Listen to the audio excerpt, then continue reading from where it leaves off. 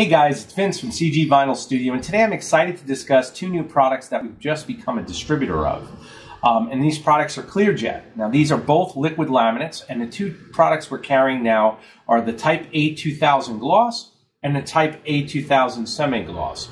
Now just to give you some background on the actual history of these laminates, they are manufactured by Marabu. Now Marabu is based in North Charleston, South Carolina. They also have derivatives all over the U.S., namely California is another distributor. They are made in the USA. These are the highest quality professional liquid laminates you can find. And why I say that, if you do some research, you're going to find they have a long history of producing for the graphics industry exclusively. Many other vendors, and we've seen it all over the place. I get questioned all the time, what liquid laminates do we recommend? These are the ones we recommend because we know they have the longevity you're looking for when you're not working with a physical laminate. So let's discuss just some of the benefits of both of these products. The first benefit is that the can does include a Davern spray tip. And I know she's showing this right here. Of course, the video is being shot in 4K. This tip is unique in that it rotates, and for those of you not familiar with this kind of tip, you can rotate it to get either a vertical or a horizontal fan spray. And what does that mean to you? Well, that means that you'll get basically a simulated effect of an actual spray gun. Because painting is painting regardless of what substrate you're painting. In this case, you're painting a graphic image, but you want that fine atomization to make sure that when the paint lays down, it's doing not only an even coverage, but a nice smooth coating. And that's exactly what you'll get with this product. Now, of course, it's going to take some practice to achieve that if you've never painted before. So again, we have to practice logic with that, but overall, many of you, for most of your projects, are familiar with this. If you've done any type of duplicolor car painting, they include a lot of these type of Davern tips as well. Again, it's the next level as far as producing as close, once again, to a spray gun finish as possible.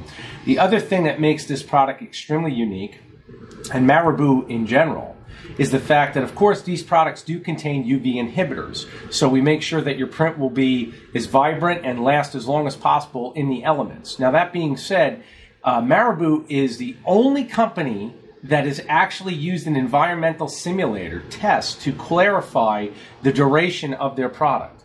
Okay, so if you buy Krylon, and I've seen different brands now being offered, you're kind of shooting from the hip as far as what length of time you can expect. Their products have actually been tested in about, I believe it's 3 years of all weather conditions. I think it's like 100% sunlight. I've got the video from the manufacturer. We'll post that. This way you'll know exactly what you're getting as far as longevity, but rest assured, this will easily surpass what's currently being offered in the market because it's designed exclusively for graphics. And of course, these products will be bundled with our vinyl because it's a perfect match.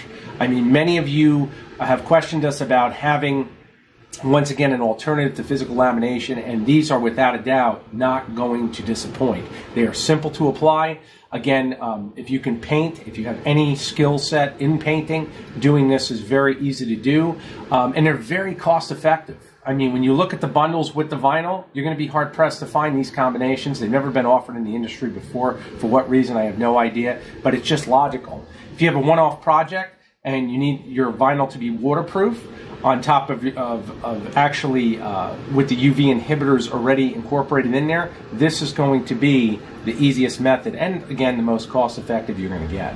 So this product will not yellow like many clear coats on the market that we've seen with acrylic. It does not yellow. It works with 1 to 2 medium wet coats. I prefer usually 3 to 4 medium coats, and the reason I say that, you want full saturation on your actual media. And of course, you don't have to build it up like you're painting, you know, a base coat, clear coat on a vehicle, but you should build it up to where, again, the media is fully saturated.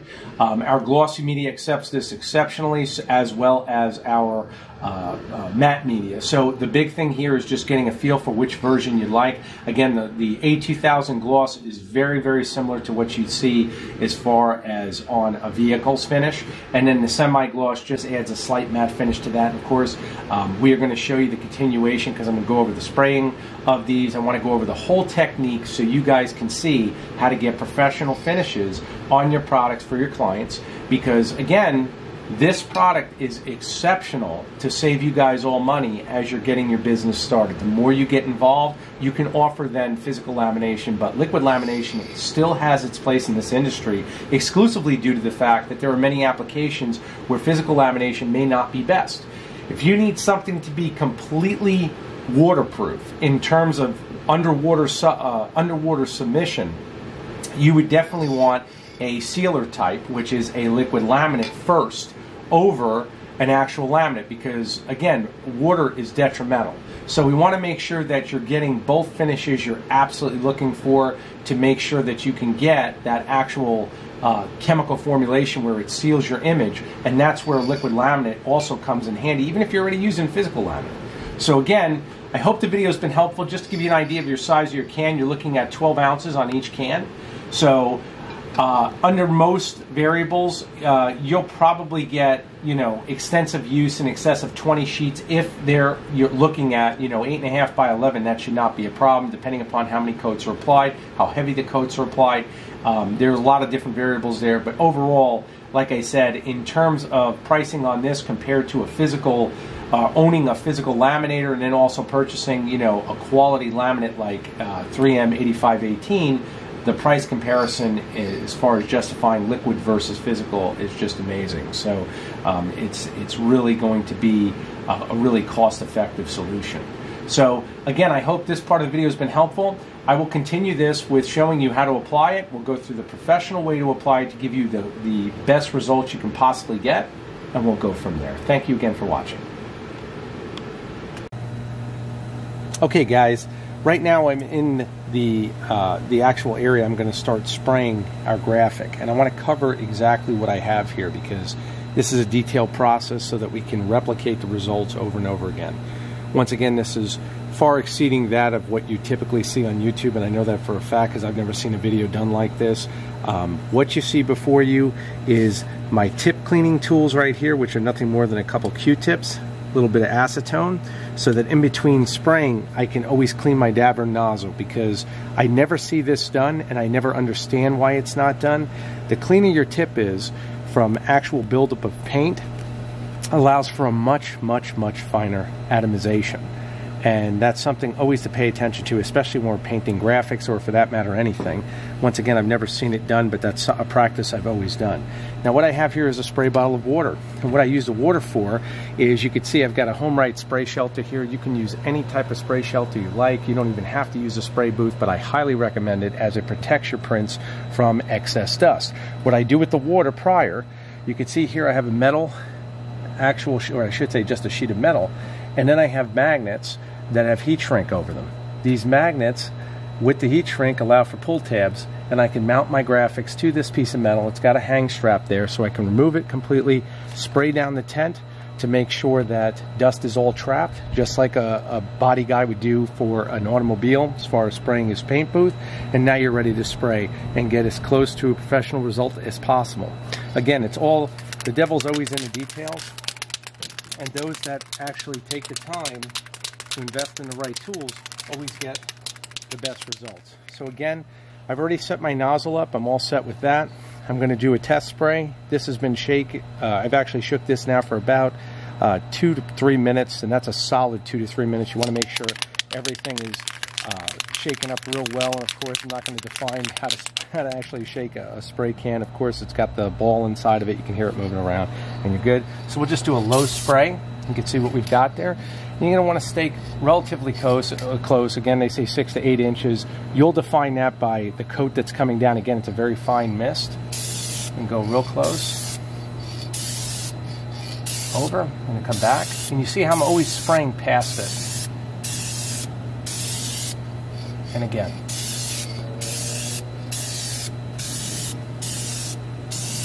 Done. Now, you can see the excess paint, and this happens with any can. And again, this is a dabber nozzle, so the atomization is very fine.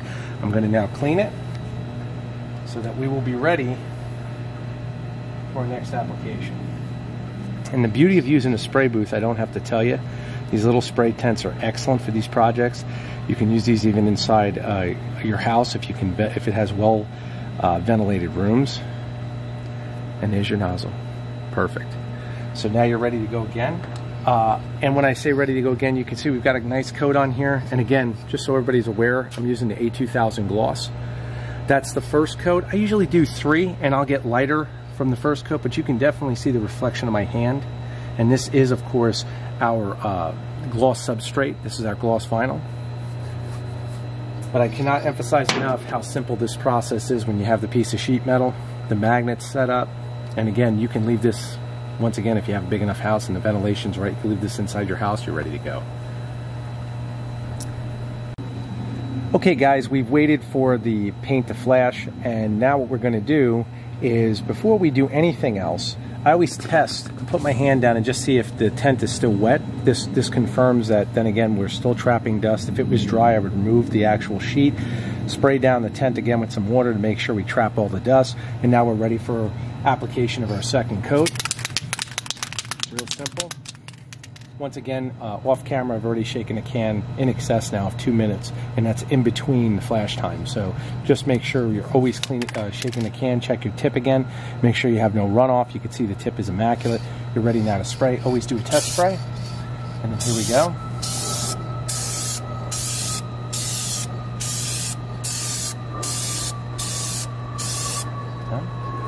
And that's it. You can see again our tip is dirty. And now we're going to clean our tip.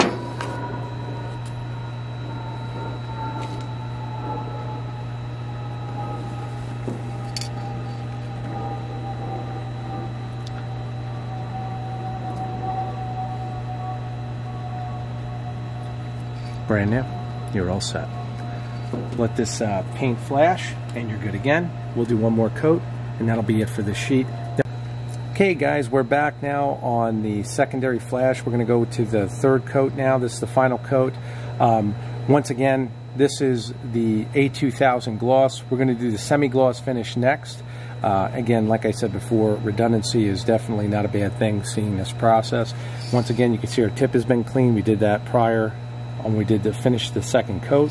Just going to shake the can a little more. Not that I haven't been doing that since we've been off camera. The can is very, very well mixed. Now we're going to go in again and just do a nice light coat and just wet it out. Done. And that's all we're looking for right there. You can see your tip is dirty again. Same process. A little acetone on the Q-tip. Come in and clean. You'll never have problems. And this will stay immaculate as far as when you go to spray. Again, it's one of these details that really, really saves the day. If you're doing multiple coats on a paint job, regardless if it's graphics or not, this method works extremely well. Okay, so now what I'm going to do, I'm going to change our substrate out. Now, one other thing I want to point out is with any paint, you're going to get some shrinkage. It's just normal as it's drying. It's going to constrict. So best thing to do now, I'm going to change this out. You'll notice that when you remove the magnets, typically you'll get the sheet will actually want to naturally conform itself. It'll roll up slightly, and that's totally normal just because the paint is drying. Once the coating is actually dry, you're all set to go, and of course the vinyl is naturally flexible, so it shouldn't hinder you from doing anything, whether it be contour cutting or anything else. Once this is actually mounted in your plotter, the registration marks and everything will read no problem. So just letting you know. Thank you again. Stay tuned for the semi-gloss application. Okay guys, this is our application of our first coat of our A2000 semi-gloss. This is our matte material, again matte vinyl substrate, and again you can definitely see a sheen difference. It's got a much, much flatter finish. Again, the process is essentially the same. Our tip has been cleaned. Naturally, I've shaken the can off camera for about 3 minutes now. We'll do our spray out test just like we did before, and we're going to come in.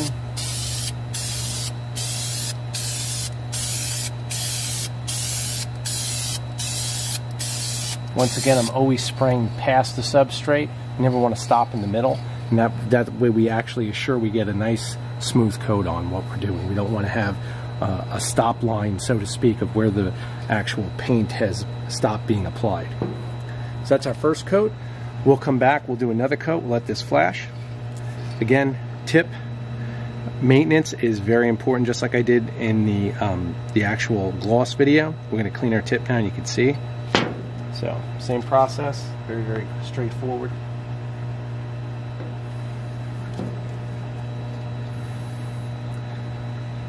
Right off, make sure that tip is immaculate so we can apply our coating as good as the first coat. You can see how perfect that is. That'll just flash off and you'll be good. Stay tuned for the next application. Okay guys, we're on our second coat now of the A2000 semi-gloss.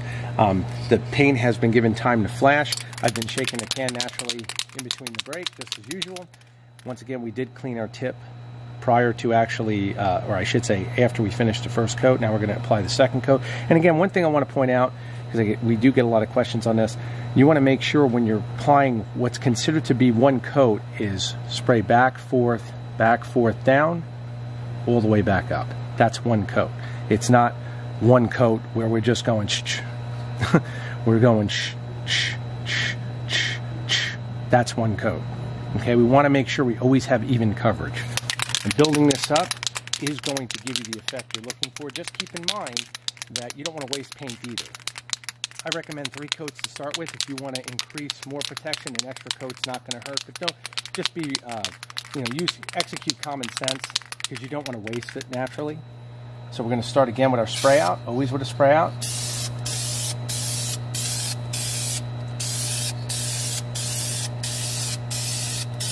Done. There's our second coat. You can see our tip is dirty again, just as before, and we're going to clean it.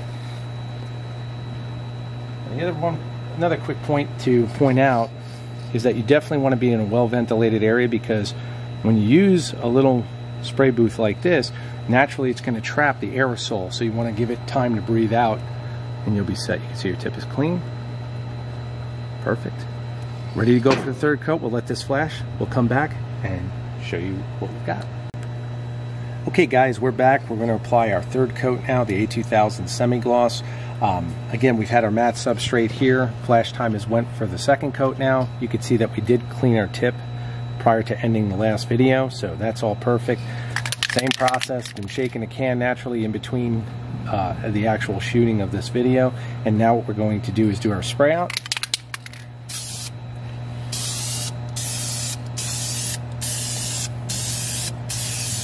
Last coat's a nice wet coat. And done. Once again, let that breathe out a little bit. You can definitely see that tip is dirty. And we clean it one last time.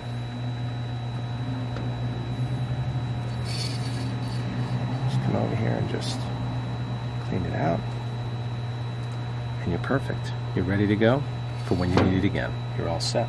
So now what we're going to do is naturally let this flash. Now one of the cool things about using a matte substrate, now in this direct sunlight it may be hard to see on camera, but you can actually come and look at this on a different angle to see where the paint has still not flashed. If you're uncertain, you can see that much easier on a matte substrate than per se gloss, because the glare in the sun from the gloss on just the substrate may be hard to detect.